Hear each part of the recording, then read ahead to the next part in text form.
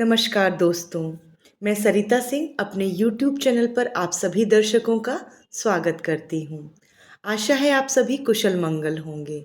मित्रों, आज मैं आप लोगों के समक्ष एक नए विषय को लेकर आई हूँ, जो कि स्त्रियों के आत्मसम्मान और समानता के अधिकार से संबंधित है।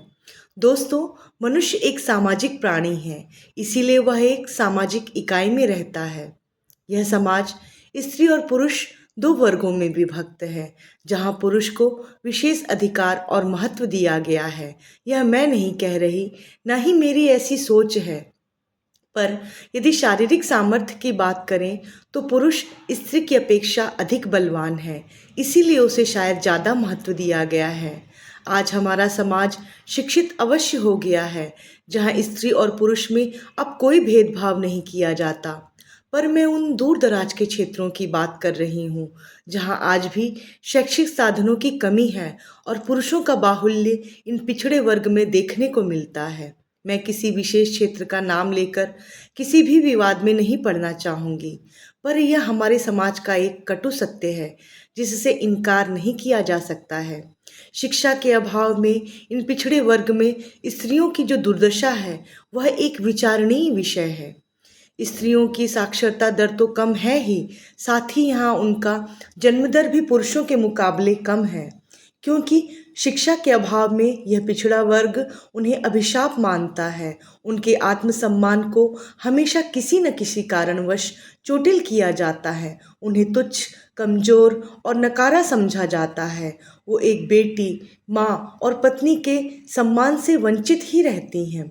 केवल घरेलू कामकाज और चाकरी करने वाली औरत का ही दर्जा दिया जाता है, जबकि यदि उन्हें अपने घर समाज में उचित सम्मान मिले तो वह किसी साक्षर पुरुष से कमतर नहीं है। एक औरत को यदि शिक्षा का अधिकार मिले तो वह घर, परिवार और कार्यालय को एक पुरुष से बेहतर संभाल और चला सकती है। पर जागरूक होने की जरूरत हमारे समाज के ठेकेदारों को है। आज भी औरतों को घर हो या बाहर मानसिक और शारीरिक प्रताड़ना से गुजरना पड़ता है। गली मोहल्ले के नकारा लड़के पान की गुमटियों पर खड़े आती जाती महिलाओं पर भद्दी टीका टिप्पणी करते हैं, तो ये स्त्रियां ही शर्मसार होती हैं, न कि ये नकारा नौजवान। इस सच्चाई से हम मुंह नहीं मोड़ सकते। मित्रों, हमें समझने की जरूरत है कि स्त्री और पुरुष दोनों ही समाज के आधार स्तंभ हैं। यदि दोनों को ही बराबरी का दर्जा नहीं दिया गया तो समाज रूपी आधारशिला में दरार आ जाएगी।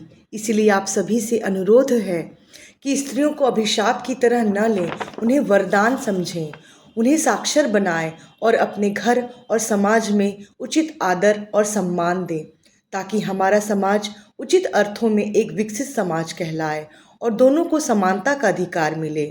कोई भी अपने आप को उपेक्षित और तिरस्कृत महसूस न करे। संस्कृत के एक श्लोक के साथ अपनी बात को यही समाप्त करना चाहूँगी। यत्र नार्यस्तु पूज्यन्ते रमन्ते तत्र देवता। भावार्थ यह है कि जहाँ नारी की पूजा होती है, अर्थात उसे उचित मान सम्मान दिया जाता है, वहाँ देवताओं का निवास होता है। धन्यवाद। यदि आप मेरे विचार से सहमत हैं तो कृपया मेरे चैनल को लाइक और सब्सक्राइब करें। धन्यवाद।